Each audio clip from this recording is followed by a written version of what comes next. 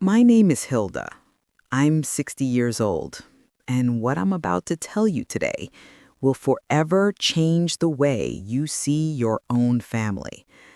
Just 3 days ago, my own son Damien and my daughter-in-law Melissa pushed my husband Henry and me off a 90-foot cliff. As I lay there broken and bleeding, I heard my husband's desperate whisper, "Hilda, don't move. Play dead." But that wasn't the worst of it. The worst was when Henry revealed the most terrible truth a mother could ever hear. A secret our children had kept for 25 years. For 4 decades, Henry and I built what we thought was the perfect family. We woke up every morning in our little suburban home where the smell of fresh coffee mingled with the sound of birds singing. I worked as a teacher at the local elementary school, and every afternoon I came home with stories of my young students.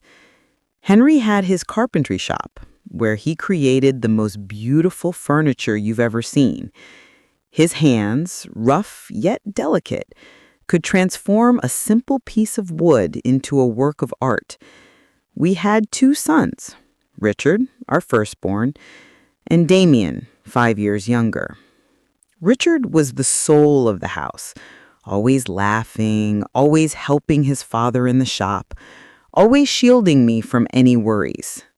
Damien was different, more reserved, but I loved him with the same intensity.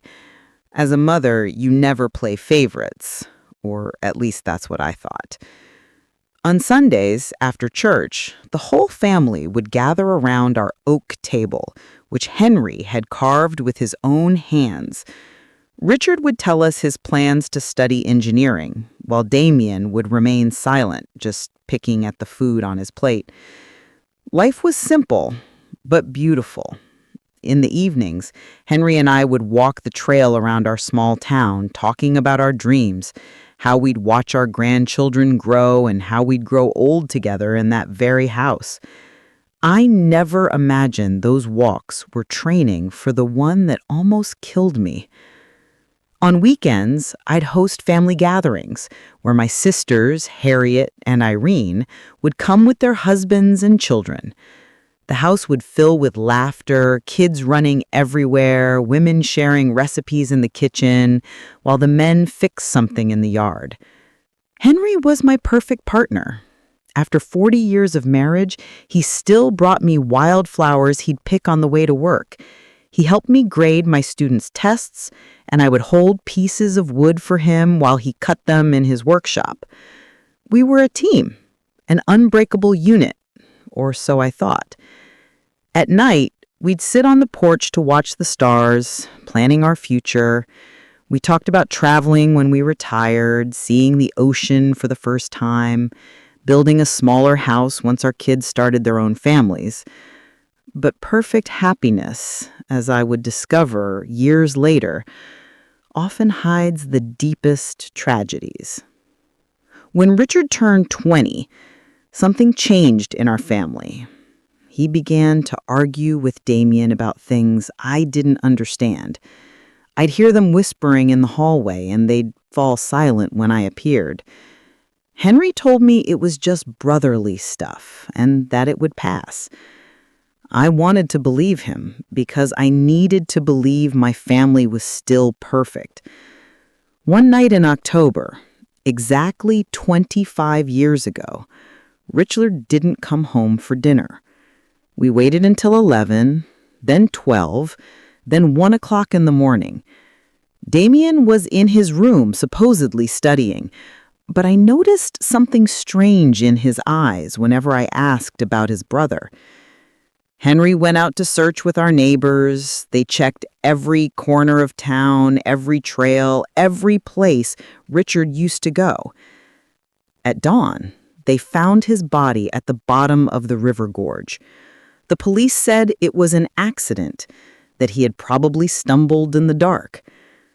I never questioned that version because I couldn't imagine that the truth was much more horrible.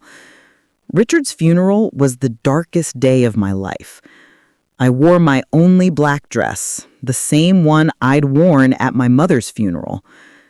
Damien was strangely calm for someone who had just lost his older brother. While I cried until I had no tears left, he remained silent with an expression that now, after what I know, sends shivers down my spine. Henry never left my side all day, holding me up when my legs gave out, whispering words of comfort that I now know tasted bitter in his mouth. After Richard's death, Damien changed completely. He became more attentive, more loving, as if he were trying to make up for something. He helped me with chores, accompanied his father to the workshop, and brought me things when he saw I was sad. I thought it was his way of dealing with grief, of filling the void Richard had left behind. What naivety. What he was really doing was building a perfect mask to hide the monster inside. The years passed, and the wound never fully healed, but we learned to live with it. Damien married Melissa, a sweet girl from the next town over, and they seemed happy. They had 2 beautiful children, and I finally felt like life was giving us a second chance at happiness. Melissa called me Mom and helped me with the housework when they visited. Damien had inherited his father's talent for carpentry and had his own business. Everything seemed perfect again. But now, lying at the bottom of this gorge with my ribs broken and the metallic taste of blood in my mouth, I understand that all that happiness was a carefully constructed lie. The first signs that something was wrong began 6 months ago when Henry and I decided to update our will. We had saved our entire lives, and between the house, the land I inherited from my parents, and our bank savings, we had nearly $200,000 to leave our children and grandchildren. It was Damien who suggested we visit the lawyer. Mom, Dad, you're both 60 years old now. It's important to have everything in order, he told us with that smile that now seems sinister. Melissa would nod beside him, stroking my hand with those fingers that would later push me to my death. We love you so much, and we want to make sure you're protected, she added in her sweet voice. Her words gave me a chill then, though I didn't understand why. Damien shook my husband's hand with a smile that didn't reach his eyes. That night, as I made dinner, I couldn't shake the feeling that I had made a terrible mistake. The following weeks were strange. Damien and Melissa started visiting us more often, but their visits had a different feel. They no longer came just to spend time with family. They always had suggestions about how we should improve the house, what investments we should make, or what life insurance policies we should get. Mom, you should think about selling this big house and moving somewhere smaller, Melissa said while examining our furniture with calculating eyes. We could help you find a comfortable apartment in town. But I loved our house. Every corner held a memory. Every room told a story of our 40 years of marriage. The kitchen, where I had prepared thousands of meals for my family. The workshop, where Henry created his masterpieces. The yard, where our children and grandchildren had played. I couldn't imagine my life anywhere else. When I told them this, I saw a flicker of irritation in Damien's eyes that chilled me to the bone. Mom, you're being irrational, he said in a tone he had never used with me before. This house is too big for 2 people your age. If you fall down the stairs or something happens to you, we won't be able to help you in time. 901, nodded vigorously, adding, besides, the upkeep must cost a fortune. It would be much smarter to sell now while the housing market is high and move to something more appropriate for your age. Henry began to consider their arguments. My husband, who had always been practical, started talking about the logic behind their suggestions. But I couldn't shake the feeling that there was something more behind all this pressure. One night, after another of these tense conversations, I asked Henry if he didn't think it was strange that Damien was suddenly so interested in our financial affairs. "Hilda, he just cares about us," he replied while brushing his teeth. "Maybe we should consider his suggestions. We're not as young as we used to be."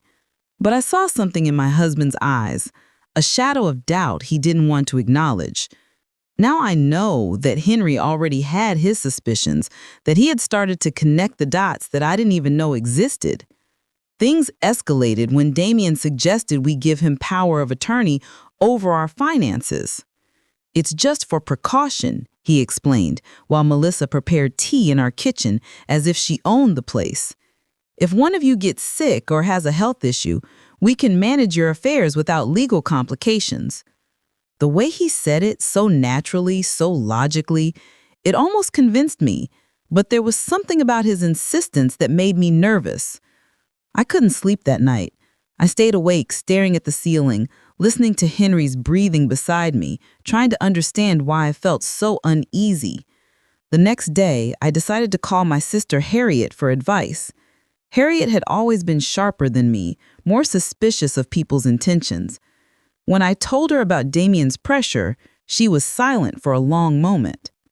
"Hilda," she finally said, "doesn't it seem strange to you that Damien is so anxious to control your money? I mean, he has his own business. He's doing well financially. Why would he need so much control over your finances?" Her words hit me like a slap. She was right. Damien had never seemed to have financial problems, had never borrowed money, had never shown any signs of needing our financial help. That afternoon, when Damien came for another of his talks about our future, I decided to confront him directly. "Son," I said, as we sat in the living room, "why is it so important for you to have control over our financial affairs? Your father and I are still in our right minds." His reaction was immediate and telling. His face hardened, and for a moment I saw something in his eyes that reminded me of someone else, something cold, calculating, and dangerous.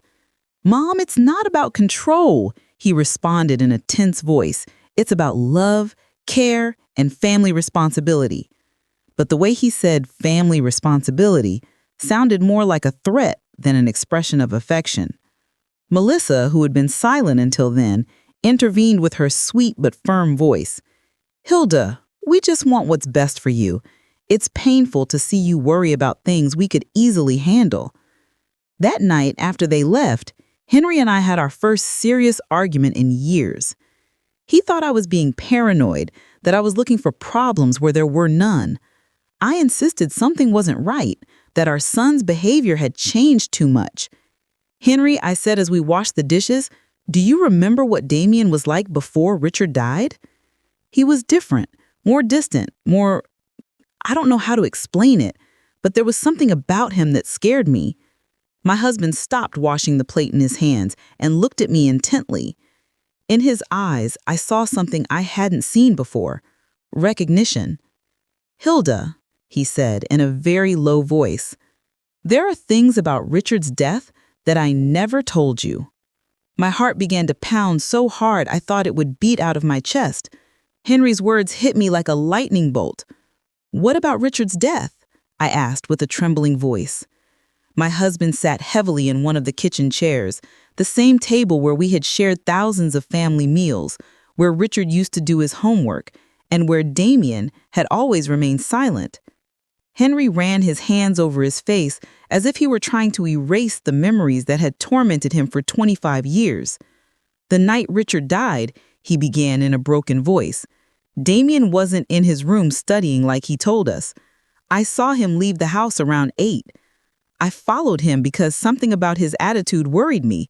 He'd been very strange those days, more aggressive, more resentful." My husband paused, looking at his hands as if the terrible truth he had kept for so long was written on them.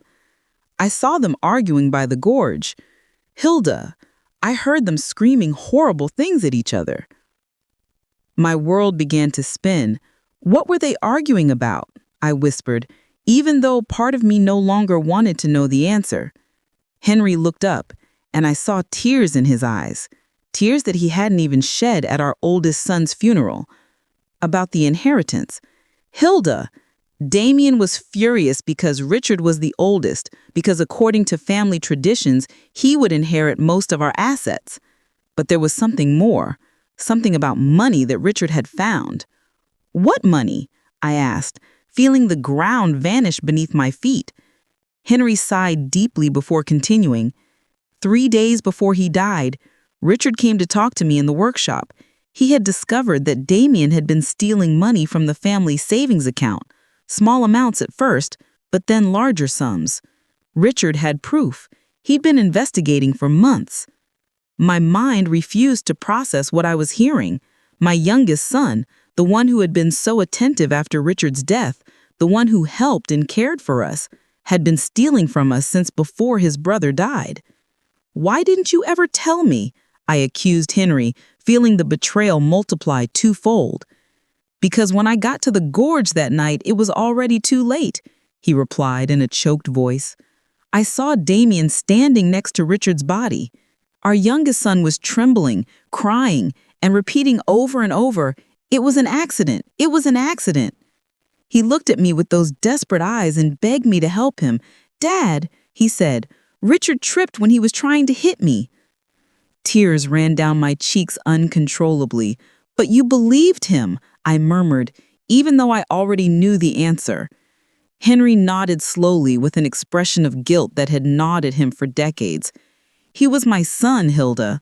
My youngest son was asking for my help, and Richard was already dead.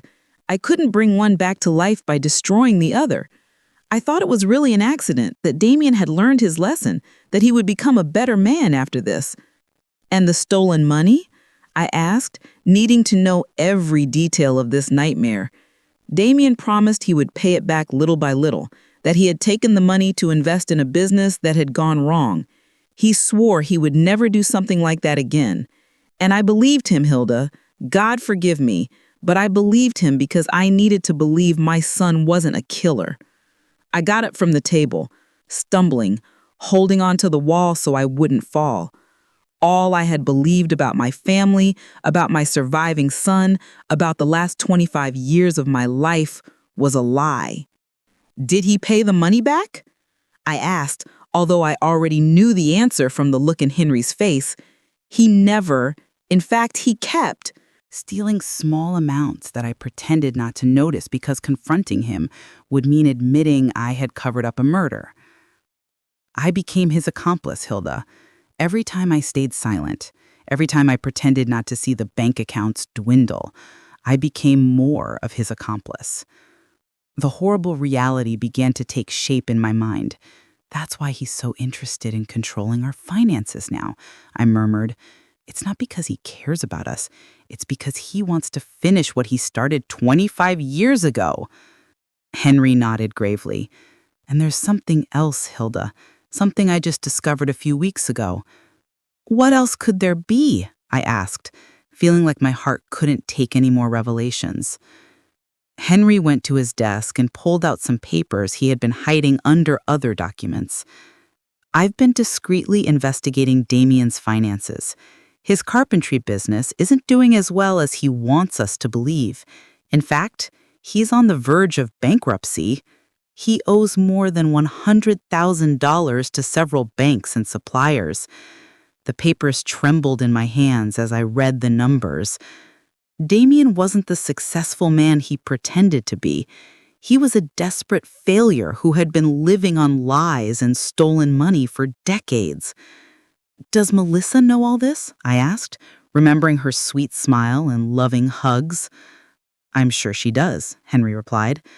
"I've noticed how she directs the conversations when they talk about our money, how she asks specific questions about our savings, the value of the house, our life insurance policies. They aren't innocent questions, Hilda. They are questions from someone calculating exactly how much our death is worth." That sentence chilled me to the bone. "Our death," I repeated in a whisper. It was the first time I had considered that Damien might want to cause us physical harm. Until that moment, I thought he just wanted to rob or cheat us. But if he had killed his own brother for money, What would stop him from killing his parents for the same reason? Henry, I said, grabbing his hands, we have to go to the police. We have to tell them the truth about Richard and about what's happening now. But my husband shook his head with a look of hopelessness that broke my heart. With what evidence, Hilda? I'm an accomplice to covering up a murder. If I talk now, I'll go to jail too. And besides, who's going to believe an old man of 65 who has been keeping this secret for 25 years? He was right. Do we just wait for him to kill us, like he killed Richard? We're going to be very careful, Henry said, trying to sound more confident than he really was. We're going to find a way to protect ourselves, to gather evidence, But his words were interrupted by the sound of the phone. It was Damien. "Hi, Mom," he said with that sweet voice that now sounded sinister to me. "Melissa and I were thinking, and we believe it would be beautiful to celebrate your 40th wedding anniversary with something special. How about we take you to those mountains you've always talked about next weekend? We could go on a family hike, take pictures, and have a perfect day together." My blood turned to ice. I looked at Henry, who had heard the conversation and had the same look of terror on his face. "That's a very sweet idea, son," I managed to reply in a trembling voice.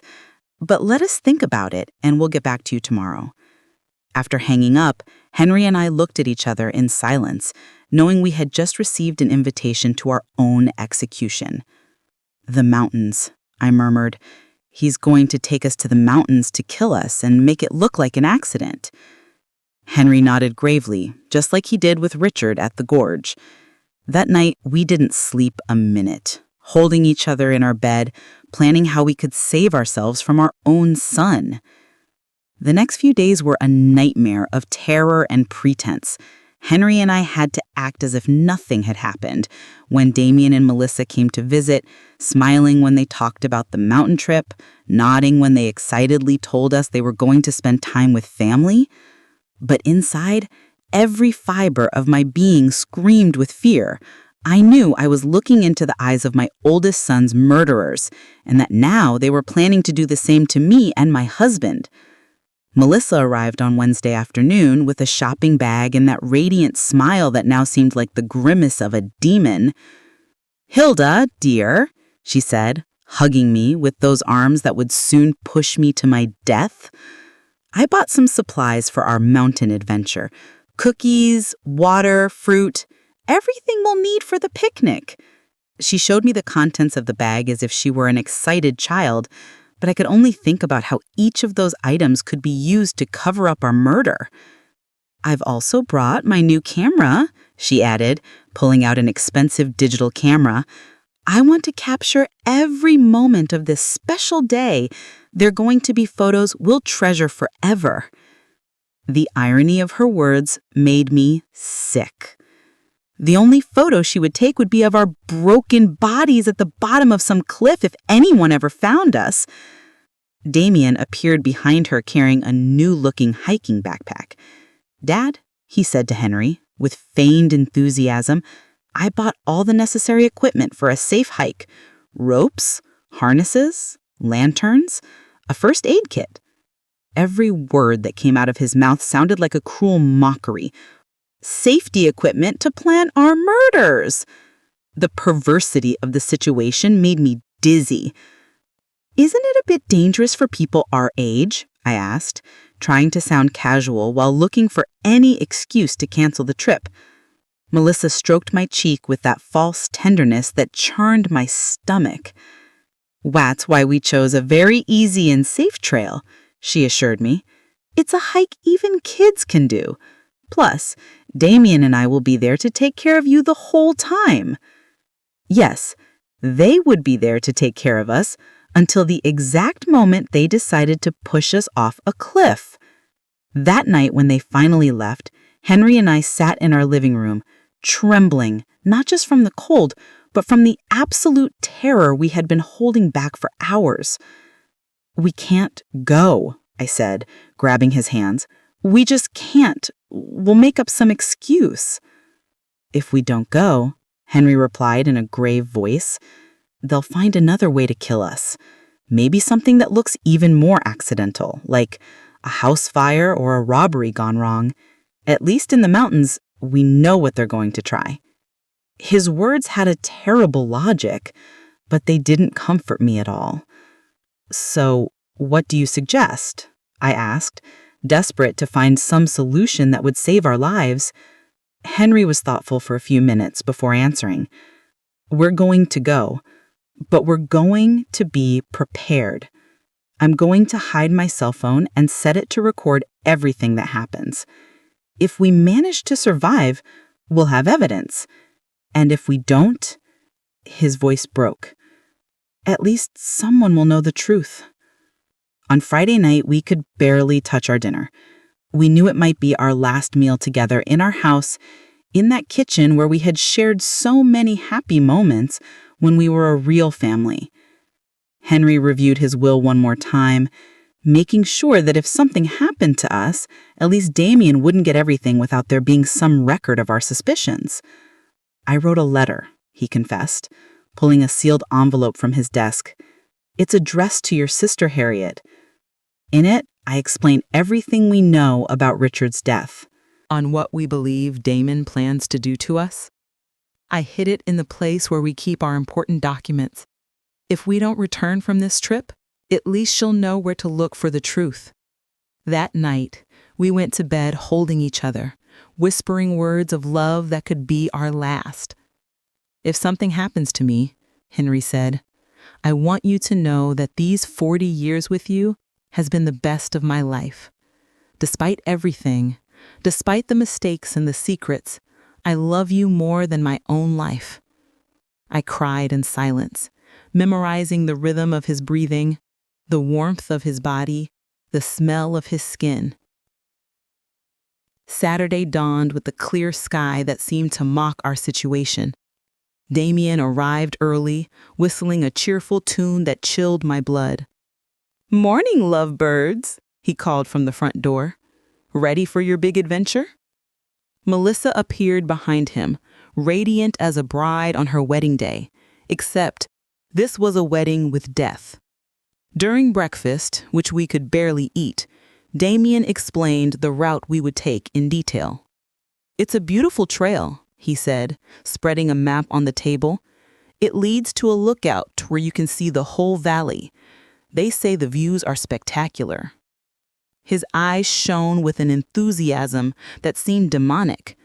Of course the views would be spectacular. They would be the last we would see in our lives. "The trail has some steep parts," Melissa added, as if giving us useful tourist information, "but nothing that experienced hikers like you can't handle." Her comment about our supposed hiking abilities sounded like a cruel joke. We were two 60-year-olds who barely walk through the park once in a while. As we loaded the car, I saw Damien meticulously checking his backpack, making sure he had everything he needed for his plan. I saw ropes, a small shovel, and something that looked like a flare gun. "What's that for?" I asked, pointing to the gun. "For safety," he replied without missing a beat. "If we get lost or something goes wrong, we can send a distress signal." Of course, they would send a distress signal after pushing us off a cliff so our bodies could be found, and it would be confirmed that it was a tragic accident during a family hike. Everything was calculated. Every detail had been planned to make our murders look perfectly natural. The car ride to the mountains lasted 2 hours that felt like an eternity. Melissa put on cheerful music, and she sang along with the songs as if we were really going on a fun family outing. Damien drove carefully, obeying all the speed limits, stopping at every stop sign. He didn't want to risk an accident that would ruin his perfect plans. During the trip, Henry discreetly took my hand and activated the recording on his phone. Everything that happened from that moment on would be recorded. If we managed to survive, we would have proof. If not, at least the truth wouldn't die with us. When we finally arrived at the trailhead, my heart was pounding so hard I thought it would beat out of my chest. The place was beautiful, with tall trees and the sound of a nearby river. But for me, it had become the setting for my own execution. Damien and Melissa took their backpacks out of the car, smiling and joking as if it were the happiest day of their lives. "Ready for the adventure?" Damien asked. And for the first time in 25 years, I saw the same cold glint in his eyes that he'd had the night he killed his brother. The trail started out relatively easy, winding between lush trees and moss-covered rocks. Melissa walked behind us, constantly taking pictures and commenting on the beauty of the landscape. "Look at those wildflowers," she exclaimed, pointing towards bushes full of yellow blossoms. "And that beautiful bird." Her performance was perfect, that of a loving daughter-in-law enjoying a special day with her in-laws. Damien walked behind us, supposedly to make sure we didn't fall behind, but I could feel his eyes on our backs like daggers. Every time I turned to look at him, he smiled with that grin he'd perfected over 25 years of lies. "How are you doing, Mom and Dad?" he would ask with fake concern. "Need to stop and rest?" After an hour of hiking, we began to climb a steeper part of the trail. My legs already felt heavy, and Henry was breathing with difficulty. We weren't used to this kind of exercise, and our murderous children knew it perfectly. They had chosen a route that would physically exhaust us, making us vulnerable for when the time came to execute their plan. "We're almost at the lookout," Melissa announced, although according to the map I had seen at home, we still had at least another hour of hiking. Her lie confirmed that they had no intention of reaching the real lookout. The place where they planned to kill us must be much closer. During the hike, I tried to memorize every detail of the trail, every tree, every rock that could serve as a reference if I managed to survive and needed to explain to the police exactly where everything had happened. Henry was doing the same, and we occasionally exchanged glances loaded with terror and determination. We knew we were walking to our deaths, but we also knew it was our only chance to get evidence against our murderers. "Oh, look at that," Melissa shouted, pointing to a rock formation that loomed to our right. "That cliff has an incredible view. Why don't we climb up there to take some special photos?" My blood ran cold. There it was, the place they had chosen for our murder. The cliff rose about 90 feet above the main trail, accessible by a secondary path that seemed much more dangerous than the one we had been following. The rocks were loose, there were fewer trees to grab onto in case we stumbled, and from the top, you could see a precipice that fell into a deep gorge full of jagged rocks. "I don't know if that's a good idea," I said, trying to sound casual. "That trail looks pretty dangerous for people our age." But Damien had already started walking towards the turnoff, carrying his backpack full of safety equipment that I knew he wouldn't use to save us. "Come on, Mom," he said, with that voice he used when he was a kid and wanted to convince me of something. "It'll only take a few minutes. Besides, Melissa's right. The photos from up there are going to be spectacular." The way he said spectacular made me tremble. They would be spectacular for whoever saw them afterwards, as evidence of our accident. Henry squeezed my hand discreetly, reminding me that his phone was recording everything. We had to go on. We had to go all the way to get the evidence we needed. If we refused now, they would simply find another opportunity, another place, another excuse to kill us. The climb to the cliff was exhausting. The loose rocks slid under our feet, and more than once, I was about to fall. But the most terrifying thing was realizing how perfect this place was for a murder. If someone accidentally tripped and fell from the top, there would be no way to survive. And most importantly, there would be no witnesses. "Almost there," Melissa shouted from above, where she had already arrived with the agility of someone who had planned this route carefully. Damien followed her and then helped Henry and me complete the last few feet of the climb. His hands on my arms felt like the claws of a vulture. The lookout was indeed spectacular. From there, you could see the whole valley, the mountains in the distance, and the river winding through the trees. In any other circumstances, it would have been a beautiful moment to share with family. But knowing what I knew, the place seemed like the perfect setting for a nightmare. "Come over here for the 3306. Photos, Melissa shouted, positioning herself near the edge of the cliff. "I want the valley to be in the background." Henry and I approached slowly, each step bringing us closer to our final destination. I could see Damien strategically positioning himself behind us, calculating angles, measuring distances. "Perfect," Melissa exclaimed, raising her camera. "Now hug each other and smile." Henry and I hugged, probably for the last time, while she took picture after picture. Every flash of the camera seemed like a lightning bolt announcing the storm that was about to come. "Take one more," Damien suggested, moving closer to us. "But this time, stand back a little so the landscape looks better." One step back meant being exactly on the edge of the precipice. Henry and I exchanged a look. The time had come. We moved back as we were told, feeling the solid ground disappear under our feet and only the emptiness of the abyss remaining behind us. Melissa raised the camera one more time, but this time I saw something different in her eyes. There was no longer any need to pretend. The mask had fallen. "Smile," she said in a voice that was no longer sweet at all. "This is going to be your last photo." At that moment, Damien lunged toward us with his arms outstretched.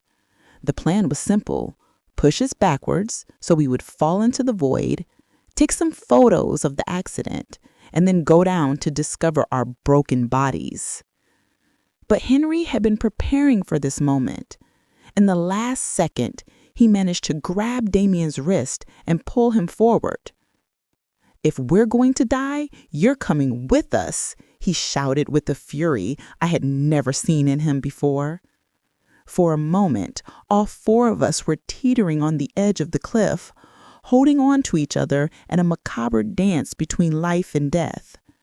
Melissa screamed and tried to help Damien, but the weight of all of us was too much. I felt the ground give way under my feet, felt gravity begin to win the battle. And then the four of us fell together, locked in a deadly embrace, screaming as the air whistled around us and the rocky ground approached at breakneck speed. In those seconds that lasted an eternity, I thought of Richard, of how he must have felt when Damien pushed him into the gorge 25 years ago. The impact was brutal. I heard the horrible sound of bones cracking, the sound of my own body shattering against the rocks. The pain was indescribable, but even more terrible was the taste of blood in my mouth and the certainty that this time Damien had won. This time there would be no witnesses to tell the truth. But then I heard Henry's voice, weak but clear. "Hilda, don't move. Play dead." And I realized something incredible. I was still alive. The pain was so intense, I thought I would go crazy. Every fiber of my body screamed in agony. I felt blood running down my face and something wet and sticky soaking my clothes. But Henry's voice echoed in my ears like a divine command. Play dead.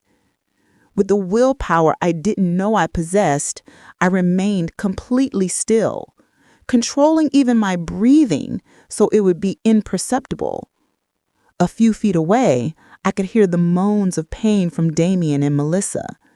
They had also survived the fall, but from their groans, they seemed to be in worse condition than we were. Melissa, I heard my son's broken voice. Are you okay? His concern for his wife made my stomach churn. This man who had murdered his own brother and had tried to kill us was still capable of feeling love for someone? I think I broke my leg, Melissa moaned. It hurts so much. And what about the old people? The disrespectful way she referred to us confirmed what I already knew. We had never been family to her. We were just obstacles on their way to our money. I heard movement, as if Damien were crawling toward us. My heart was beating so fast, I was afraid he would hear it. They're dead, he announced after a few minutes that felt like hours. Both of them have their eyes open, but they're not breathing.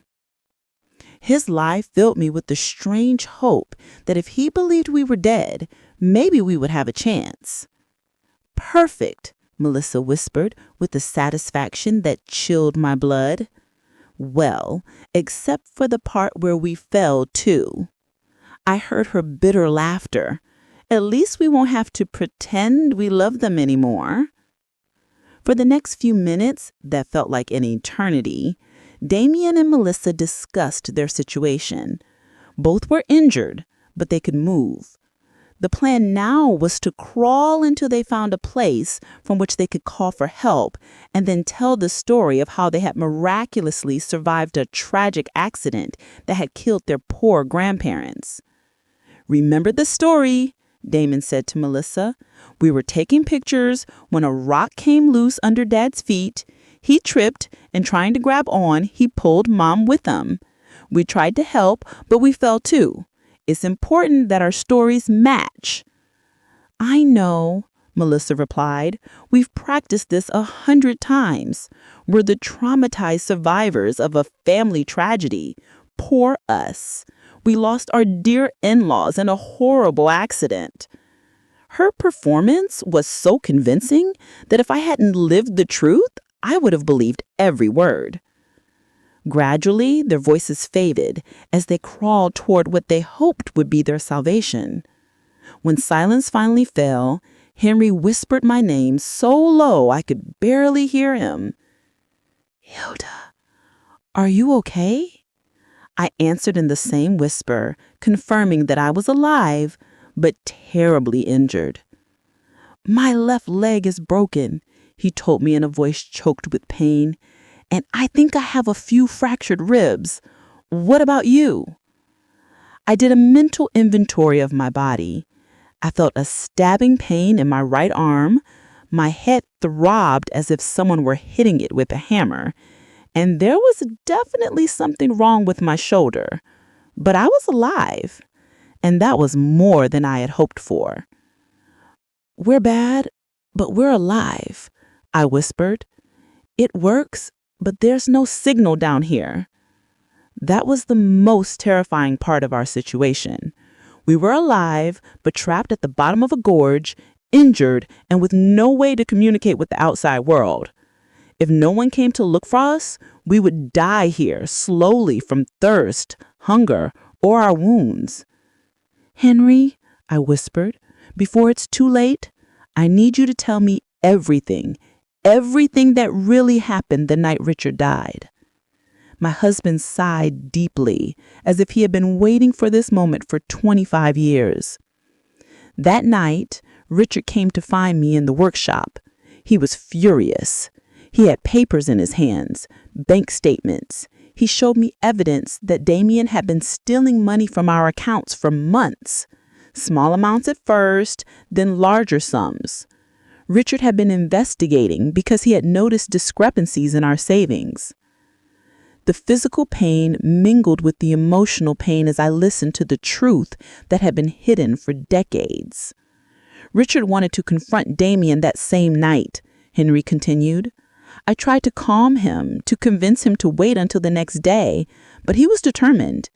He said he couldn't sleep knowing that his younger brother was stealing from us.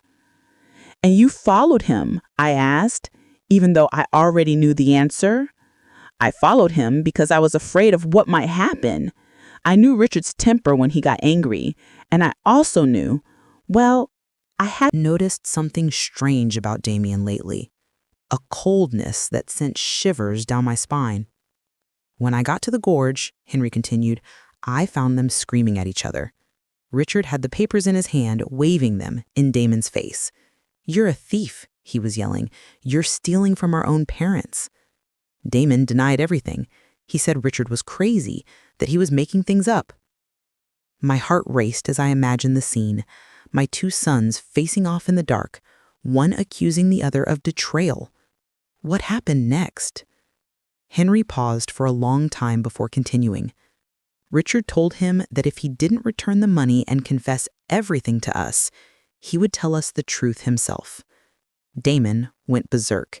He yelled that Richard had always been the favorite, that he had always had everything easy, that it was time for things to change. And then Henry's voice broke. Damien pushed Richard. It wasn't an accident. He pushed him with all his strength, deliberately. I saw Richard trying to keep his balance, saw his arms flailing desperately, looking for something to grab onto. But it was too late. Tears streamed down my cheeks, mixing with the blood from my wounds. Why did you never tell me the truth? Henry sighed deeply. Because when I got to where Damien was, he was crying, trembling, telling me over and over that it had been an accident, that he hadn't meant to do it. He begged me not to tell you anything, that he couldn't lose you too. But you knew it was a lie, I murmured from the bottom of my heart. Yes, but he was my son, Hilda, my only surviving son. How could I turn him over to the police? How could I destroy what was left of our family? His justification hurt as much as my physical injuries. And the stolen money? I continued. Damien promised me he would return it. Little by little, he swore it had been a bad decision, that he had been desperate, that it would never happen again. But he never returned a single penny. In fact, he kept stealing, and I kept quiet because every day that passed made me more of an accomplice to his crime. Just then, we heard voices in the distance. Damien and Melissa had managed to find help. Soon rescue teams would be here, and our murderous children would play the role of their lives, the traumatized survivors of a family tragedy. The voices got closer and closer, accompanied by the sound of helicopters flying over the area. The rescue team had arrived, and with them came the most crucial moment of our lives. Henry and I had to make a decision in a matter of minutes. Should we continue to pretend to be dead until we found the perfect opportunity to reveal the truth, or risk being rescued along with our murderers? Hilda, Henry whispered urgently. The phone recorded everything that happened up there. We have Melissa's confession about the plan. We have Damien admitting that we are obstacles. We have everything. But if they find us alive now, they can destroy the evidence before we manage to hand it over to the authorities. He was right. If Damien and Melissa realized that we had survived and heard their confessions, they would find a way to silence us forever. This time, it wouldn't be an accident. It would be something much more direct and definitive. We had to wait for the perfect moment. They're down here, Damien's voice shouted from above. My parents, please, hurry. His performance was perfect, his voice broken with pain and despair. If I hadn't known the truth, I would have believed he was a son devastated by the loss of his parents. Sir, stay calm, an authoritative voice replied, which must have belonged to the head of the rescue team. We're going to come down to evaluate you. You and your wife can move. I heard the sound of ropes and equipment being prepared for the descent. Melissa had perfected her role of the grieving widow. I can't believe this happened, she sobbed. We were taking pictures, so happy. It all happened so fast. A rock came loose and they fell. Every word was a stab in my heart because I knew she would repeat those same words to the police, to the media, to anyone who wanted to hear her version of events. The rescuers began to descend. I could hear their voices getting closer, the sound of their boots against the rock, the clinking of their equipment. Henry discreetly squeezed my hand, reminding me that we had to keep up the act no matter what happened. They're here, one of the rescuers shouted upon finding us. We have 2 people at the bottom of the gorge. He approached us and began to examine us. I kept my eyes closed and my breathing so shallow it was almost imperceptible. I felt them looking for a pulse on my neck, their ear close to my mouth, trying to detect breathing. This one still has a faint pulse, he announced, referring to Henry. The woman, I'm not sure. I need the medical team down here immediately. My heart raced. The plan was working. They would believe that Henry was on the verge of death, but still alive, while I would be close enough to death to not be an immediate threat. For the next few minutes, which felt like hours, the paramedics worked on us. I felt them put an oxygen mask on me, check my wounds, and secure me to a stretcher. The whole time, I had to fight against every instinct in my body that screamed at me to open my eyes, to ask for help, to stop pretending. The man is stable but critical, I heard one of the paramedics report over the radio. The woman is in very serious condition. Pulse is almost imperceptible. We need to transport them to the hospital immediately. Perfect. They would take us to the hospital where we would have the opportunity to talk to the authorities without Damien and Melissa being able to silence us. During the ascent on the stretchers, I could hear Melissa's fainted sobs and the words of comfort that the rescuers offered her and Damien. You were so brave to survive this, someone said to her. It's a miracle that you're relatively okay. If only they knew that the real miracle was that Henry and I were alive to tell the truth. In the medical helicopter, as we flew toward the hospital, I could feel Henry's presence on the stretcher next to mine. The paramedics were focused on keeping him stable, and from their conversations, I understood that he was in critical condition. His injuries were more serious than mine, and for a terrible moment, I feared that he might die before we had the chance to reveal the truth. Ma'am, I heard one of the paramedics say to me, if you can hear me, hold on. We'll be at the hospital in a few minutes. His voice was gentle, full of a genuine compassion that contrasted dramatically with the falsehood I had been hearing from my own family. When we arrived at the hospital, the chaos was immediate. Doctors and nurses ran from one side to another, shouting medical orders I didn't understand. I was taken directly to an emergency room where they began to work on my injuries. I had to keep pretending to be unconscious, but I also had to find a way to communicate with someone I could trust. Doctor, a nurse said, her vital signs are strange. Her pulse is stronger than we would expect for someone in her supposed condition. My heart skipped a beat. They had discovered me. I was such a bad actress that my own body was betraying me. The doctor murmured. It happens sometimes in cases of extreme trauma.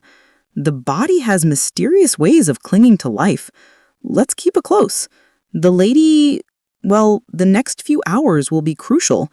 Done everything we can. Melissa made a sound that was supposedly a sob of pain, but to me sounded like a sigh of relief. Can we see them? Damien asked. Just for a few minutes. We need to say goodbye, just in case. The doctor agreed, and soon I heard footsteps approaching my bed. It was the most dangerous moment of all. I had to convince my murderous son that I was really dying. I felt Damien's presence next to my bed.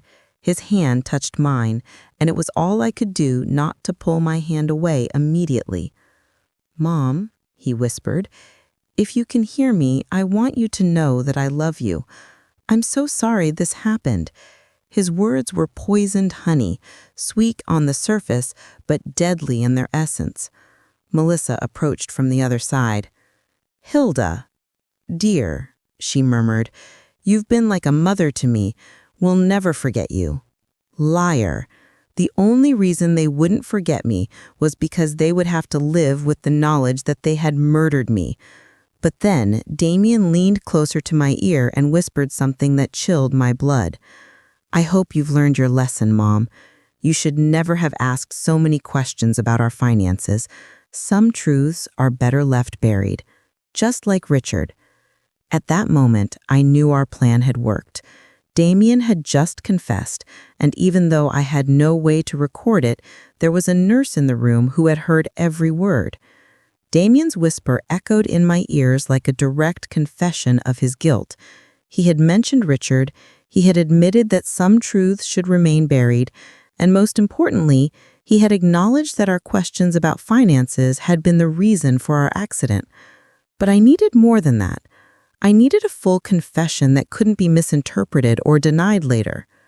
The nurse, who had overheard the comment, a young woman named Inez, according to her ID badge, had frozen next to the monitoring machine. I saw, through my half-closed eyelids, as her eyes widened in surprise and horror. She had heard something she shouldn't have heard, and her expression told me she understood the implications of those words perfectly.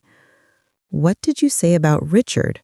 Melissa whispered, obviously surprised by the mention of the dead brother. Damien tensed, realizing he had said too much. "Nothing," he muttered. "I just meant, well, Mom always wondered what really happened that night. I guess it doesn't matter anymore." But it did matter, and Melissa was smart enough to realize that her husband had made a mistake. "Damien," she said in a tense voice, "let's go. The doctors need space to work."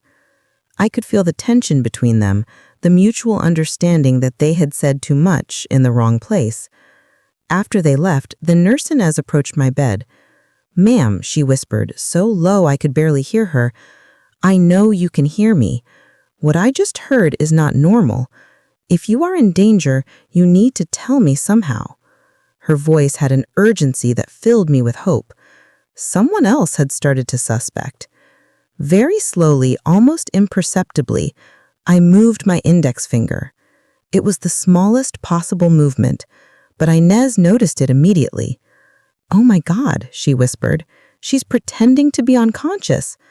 I moved my finger again, this time twice. "Yes, listen," she said, leaning even closer. "I'm going to pretend I'm checking your monitors. If you are in danger from those people who were just here, move your finger 3 times. Without hesitation, I moved my finger 3 times. Inez gasped. "They did this to you." 3 more movements. The nurse moved away from my bed and pretended to check my IV while she processed what she had just discovered. I could see in her expression that she was struggling with the decision of what to do. Finally, she approached me again. "I'm going to talk to the doctor in charge," she whispered, "but I need you to keep pretending until we can protect you. Do you understand?" I moved my finger once. The next few minutes were agonizing. Inez left the room and I was left alone, waiting and praying that she would believe my story and take the right actions. Finally, I heard footsteps approaching my bed. It was Inez, accompanied by an older man who must have been the chief doctor, and surprisingly, 2 police officers. "Ma'am," the doctor said in a low voice, "Nurse Inez told me about your situation. If you can hear me, we need you to know that you are safe now. The officers are here to protect you." A wave of relief so intense almost broke my act. "Can you open your eyes?" one of the officers asked. Slowly, very slowly, I opened my eyes. The hospital light blinded me for a moment, but I gradually managed to focus on the worried faces surrounding me. "Thank God," Inez murmured. "I thought I was going crazy." "Ma'am," said the police officer, a middle-aged man with a serious expression, "I'm Detective Johnson. We understand you may be in a very dangerous situation. Can you tell us what really happened on that mountain?" My voice came out as a raspy whisper after hours of pretending to be unconscious. My son and his wife pushed us." The next few hours were a whirlwind of statements, recordings, and revelations. I told Detective Johnson everything I knew. Richard's death, Damien's thefts, the pressure to change our will, and finally the plan to murder us on the mountain. But the most important thing was the recording on Henry's phone. "Your husband has recorded evidence?" the detective asked, his eyes gleaming. "Yes," I replied. "Everything is on his phone. The confessions, the plans, everything." The detective immediately went to the room where Henry was being treated. Henry had regained consciousness an hour after me, and when the detective explained the situation, he handed over his phone without hesitation. "Here's everything," he said in a weak but firm voice. 2 years of lies and the truth about what happened today." While the police technicians analyzed the recording, Damien and Melissa remained in the waiting room, playing their part as devastated family members to other hospital visitors. They had no idea that their careful performance was about to end forever. "The recording is clear," the detective announced after an hour. "We have explicit confessions about Richard's murder, admissions about stealing money, and direct evidence of premeditated attempted murder against you two. It's more than enough to arrest them." "But are you going to arrest them here?" I asked, concerned about our safety. "If they realize we're alive and talking." The detective nodded, understanding my concern. "We already have officers in position. As soon as we have the arrest warrant signed, we'll take them in. In the meantime, you're both under police protection." The irony of the situation was not lost on me. Damien and Melissa were down there probably talking to other patients' relatives, receiving condolences for our deaths, planning how to handle our funeral and inheritance. They had no idea that upstairs in the hospital rooms, we were tearing down their carefully constructed world of lies. "Is there anything else?" the detective said, pulling out a folder of papers. "After hearing your story..." 5702. Investigated your son's finances. Not only is he bankrupt, as you suspected, but he also owes money to some very dangerous people. Unofficial lenders who don't take excuses. My blood ran cold. "You mean that we weren't just inconvenient to him?" He confirmed it. "The detective said you were his only salvation. With your inheritance, he could pay off his debts and start over. Without you, he would probably be dead in a few weeks." That revelation added a new dimension to the betrayal. He hadn't just seen us as obstacles. He had seen us as his financial lifesaver. Our death was not just convenient for him, it was absolutely necessary for his survival. "And what will happen to our grandchildren?" I asked, feeling a new wave of pain at the thought of Damien and Melissa's innocent children. "Social services will take temporary custody of them," the detective replied gently. "But as I understand it, you could apply for custody once you recover from your injuries." The idea of raising the children of our own murderers was overwhelming, but it was also the only way to ensure that something good would come out of this nightmare. Those children were innocent, and they deserved a chance to grow up in a home where love was real, not feigned. "It's time," the detective announced when an officer entered the room with papers in hand. "The warrants are signed. We're going to arrest them now." Through the window of my room that overlooked the hospital parking lot, I could see police officers discreetly positioning themselves. The moment I had been waiting for 25 years had finally arrived. "Damien Black and Melissa Black," I heard the firm voice of the officer in charge. "You are under arrest for the murder of Richard Black and the attempted murder of Hilda and Henry Black." The silence that followed was deafening. Then Melissa's hysterical voice. "What are you talking about? We're the victims here. Our in-laws died in an accident." "Ma'am," the officer replied calmly, "your in-laws are alive and they have provided complete evidence of your crimes." There was a moment of absolute silence, followed by a scream of desperation from Damien. "That's impossible. We saw them die. They were dead." His involuntary confession was captured by the police recorders, adding another piece of evidence to their case. Through the radio, I heard Melissa begin to blame Damien. "It was all his idea. I didn't want to do any of this. He forced me." And Damien, in desperation, screamed, "You were the one who suggested the cliff. You planned all of this." In a matter of minutes, the alliance that had lasted for years fell apart as each one tried to save their own skin. Detective Johnson returned to my room an hour later with an expression of satisfaction mixed with sadness. They're arrested and on their way to the station. He informed me.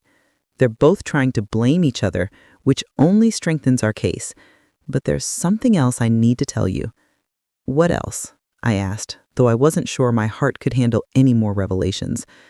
During the arrest, we found this in your son's backpack, he said, showing me a small digital recorder. Apparently, he had been recording his conversations with you and your husband for the past few weeks, probably looking for evidence that you suspected something. My blood ran cold. What does that mean? The detective sighed. It means he knew you were starting to discover the truth. The trip to the mountain wasn't a spontaneous decision. It was a direct response to your suspicions. In one of the recordings, you can clearly hear Melissa telling him, "We have to act fast before they go to the police." The depth of the planning and the coldness of the calculation took my breath away. They hadn't just planned to kill us. They had been monitoring our conversations, evaluating the level of danger we posed to them. We were mice in a maze, and they had been the scientists observing our every move. There's something else, the detective continued, that we found in the investigation of his finances.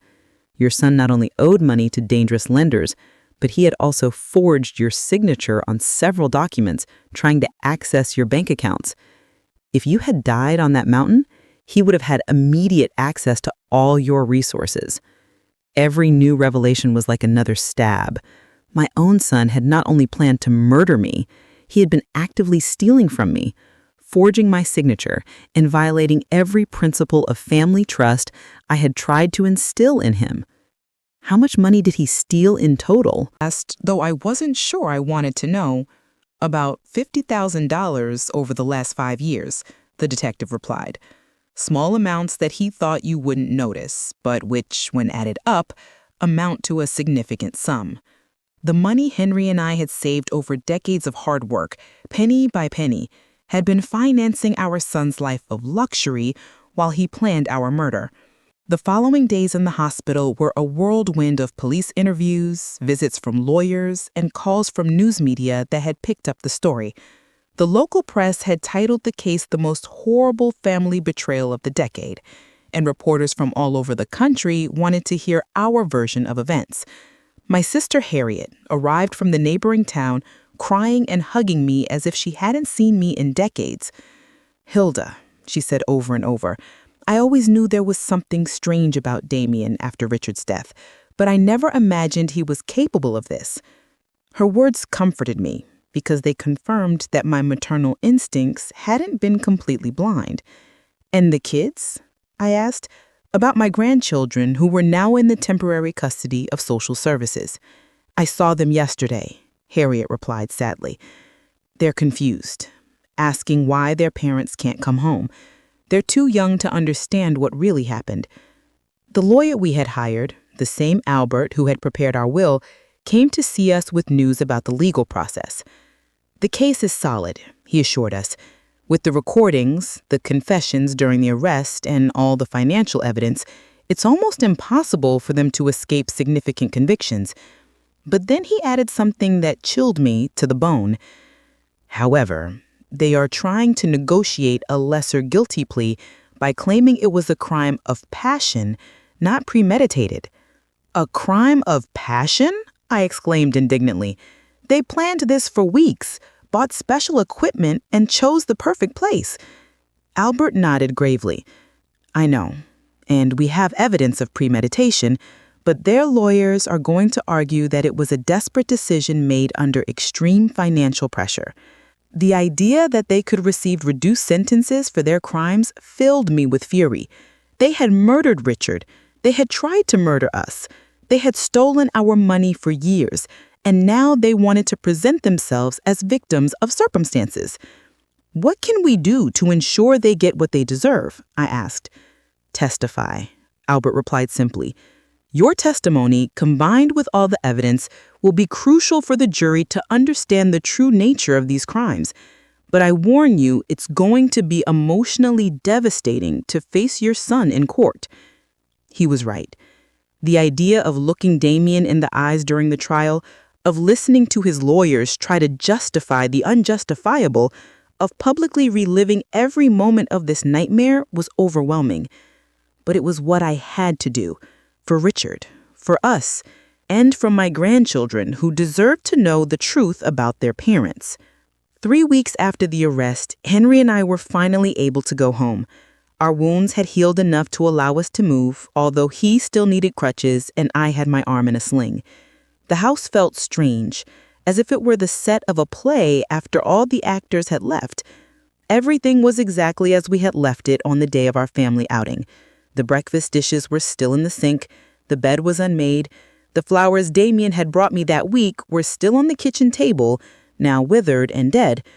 It was as if time had stopped at the moment our normal lives ended forever. "Do you think we'll ever be happy again?" I asked Henry that first night back, as we lay in our familiar bed. He hugged me with his uninjured arm and sighed deeply.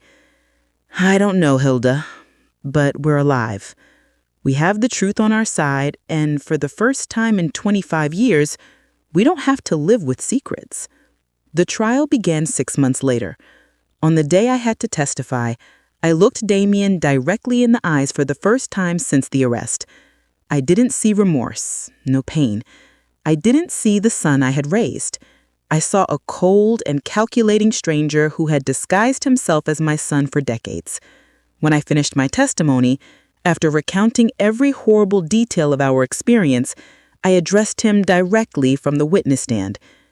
"Damien, I don't know who you are, but you are no longer my son. My son died the night you killed Richard, and what has been living in his place for 25 years is a monster that I unwittingly helped raise." The jury deliberated for 3 days before finding Damien guilty of first-degree murder for Richard's death and first-degree attempted murder for what he did to us. Melissa received the same conviction as an accomplice. Both were sentenced to life in prison without the possibility of parole. Now, 1 year later, Henry and I have begun the process of formally adopting our grandchildren. They are beautiful and innocent children who deserve a chance to grow up knowing what true love is, not the manipulative and toxic love they received from their biological parents. Every night when I tuck them in, I tell them about their Uncle Richard, the brother they never knew. I tell them about his kindness, his honesty, his dream,